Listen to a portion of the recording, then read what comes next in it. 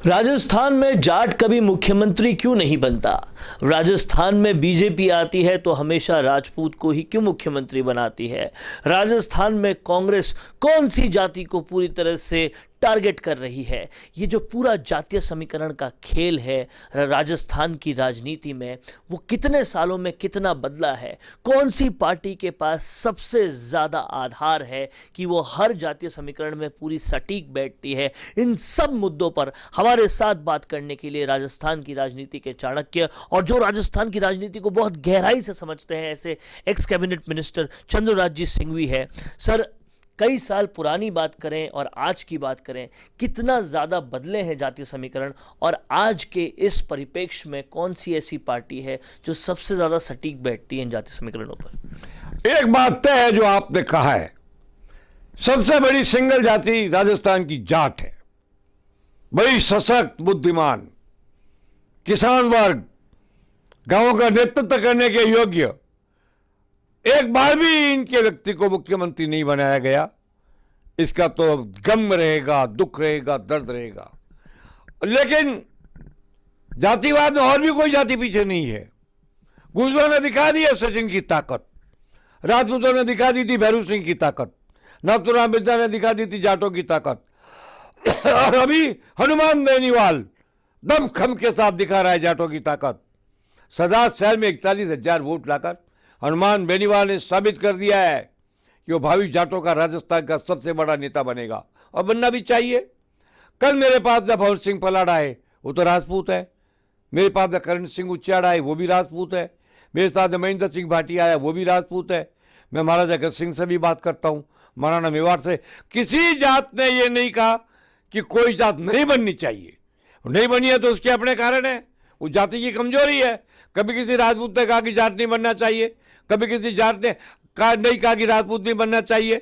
आपको ताजुब होगा, जब पहली बार भैरू सिंह जी बने मुख्यमंत्री तो नाथुराम मिर्जा उनके अनन्य साथ थे। जनता दल का उसका जो जनता पार्टी का राज था। ऐसी कोई बात नहीं है। अगर कोई पार्टी का आदमी नहीं बनता है, वो पार्टी की कमजोरी है। बहुत बड़े बड़े नेता दिए, एक मुख्यमंत्री का पद नहीं तो क्या बलराम जाकर दिया, रामनिवास मिर्जा दिया, नाथुराम मिर्जा दिया, परशुराम मदेरणा दिया, राम सिंह दौलत राम सारण दिया। कितने जाट नेता दिए।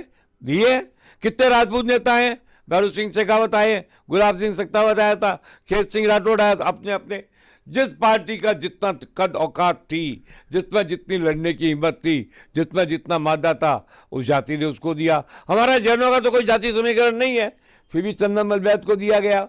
फिर भी प्रमोद भाई आगे आ गया। मोहनलाल सुखाड़िया जो जैन ही थे, वो 17 साल मुख्यमंत्री रहे। जातिवाद कितना भी खतरनाक है, चुनाव तक रहता है। चुनाव के बाद जातिवाद खत्म हो जाता है।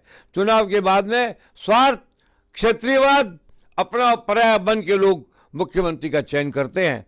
ये राजस्थान में जातिवाद है, जातिवाद पर कहाँ नहीं है? क्या हरियाणा में जाटवाद नहीं है?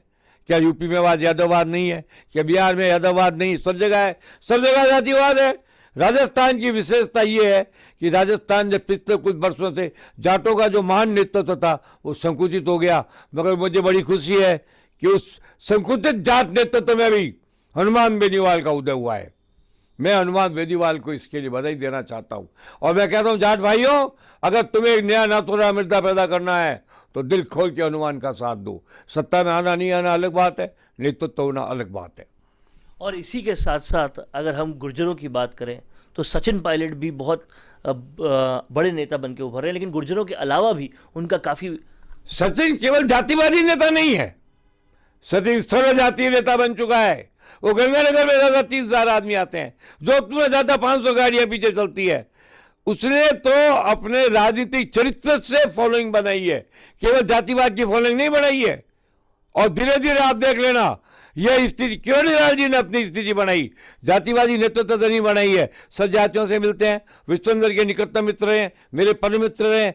तो कोई आदमी एक जातिवाद से अपना खुद का विकास तो कर सकता है, पर जब तक जाति का सर्वांगीण विकास नहीं होगा तब तक सत्ता प्राप्ति नहीं होगी। सचिन पायलट बधाई का पात्र है। उसको जाट भी चाहते हैं, उसको गुर्जर भी चाहते हैं, उसको मीणा भी चाहते। अभी उसने 3 मंत्री अपने कोटे से बढ़ाए, तीनों जाट बनाए। आपके सामने है, संजय हेमाराम को बनाया, विश्वेंद्र को बनाया, ओला को बनाया, कभी जातिवाद की बात नहीं की। लेकिन जातिवाद एक आधार तो बनता है, इससे आप इनकार नहीं कर सकते। उस आधार का विस्तार करना ये व्यक्ति पर निर्भर करता है। और इसी के साथ अगर हम बात करें तो आज बीजेपी की स्थिति आप देखिए, बीजेपी में कोई भी नेता कहीं पर भी मुखर होकर, बड़ा होकर नहीं उभर रहा। चाहे जाट नेतृत्व की बात करें तो वहाँ पर आज सतीश पूनिया है, लेकिन कोई उनका खास वो नहीं बन रहा। राजेंद्र राठौड़ राजपूत नेतृत्व कर रहे हैं, लेकिन उनका भी कोई खास लोकप्रियता नहीं है। कहाँ जा रही है बीजेपी? ये बड़ा भारी प्रश्न पूछा है आपने मेरे से। बीजेपी को किसी स्थानीय नेता की जरूरत ही नहीं है, जैसे अर्जुन को किसी नेता की जरूरत नहीं श्री कृष्ण साथ थे। तो बीजेपी के साथ नरेंद्र मोदी है। इतने टटपुंजी और छुटभई और बीच के नेताओं की जरूरत नहीं है। क्या फर्क पड़ता है, एक्स बनता है प्रेसिडेंट या वाई बनता है। वो जब वोट मांगने जाएंगे तो नरेंद्र मोदी दिखेगा, नरेंद्र मोदी का देश दिखेगा, देश दिखेगा तो भारतीयता दिखेगी, भारतीयता दिखेगी सनातनता। और फिर बीजेपी को नेताओं की जरूरत नहीं है। बीजेपी का मेन नेता है आरएसएस, राष्ट्रीय स्वयं संघ। उससे बड़ा नेता तो कोई पार्टी में नहीं है। आरएसएस की ताकत, बीजेपी की ताकत, आरएसएस की शक्ति, बीजेपी की शक्ति। बीजेपी को छुटभइये मध्यस्थ के नेताओं की जरूरत ही नहीं है। ये जरूरत उनको होती है जिनके भीतर इतना बड़ा संगठन नहीं होता है। ये जरूरत कांग्रेस को है, ये जरूरत किसी को भी हो सकती है। भाजपा को जरूरत नहीं है। भाजपा के पास दो ताकत है, सर की जगह तो नरेंद्र मोदी और दर की जगह आरएसएस। ये दोनों मिलकर के पूर्ण व्यक्तित्व बनता है। इसलिए भाजपा को नेताओं की जरूरत नहीं है। वसुंधरा आए नहीं आए कोई फर्क नहीं पड़ता, सतीश पूंजा बदल दिया जाए कोई फर्क नहीं पड़ता। ये छोटे मोटों का तो नाम नहीं लेता जो आप लेते हो, मैं हर एक का नाम नहीं लेता। अब गुलाब जी आए तो बहुत अच्छा, नहीं आए तो कोई फर्क नहीं पड़ता। इसलिए बीजेपी की स्थिति अलग है। बीजेपी को अच्छे आदमियों की जरूरत स्थानीय स्तर पर नहीं है, क्योंकि राष्ट्रीय स्तर पर स्वयंसेवक संघ और अंतर्राष्ट्रीय स्तर पर नरेंद्र मोदी दो बड़ी ताकतें बीजेपी के साथ है, जिसके रहते उन्हें कोई किसी प्रकार के मिडिल साइज नेतृत्व की जरूरत नहीं है। तो इस तरह से आज चंद्रराजी सिंघवी से हमने पूरे राजस्थान के तमाम सारे जातीय नेतृत्वों के बारे में जाना और ये भी जाना कि क्यों बीजेपी को किसी स्थानीय नेतृत्व की कोई खास ज़रूरत नहीं है। कैमरामैन करण के साथ वरुण भंसाली, राजस्थान संवाद के लिए। हो गया।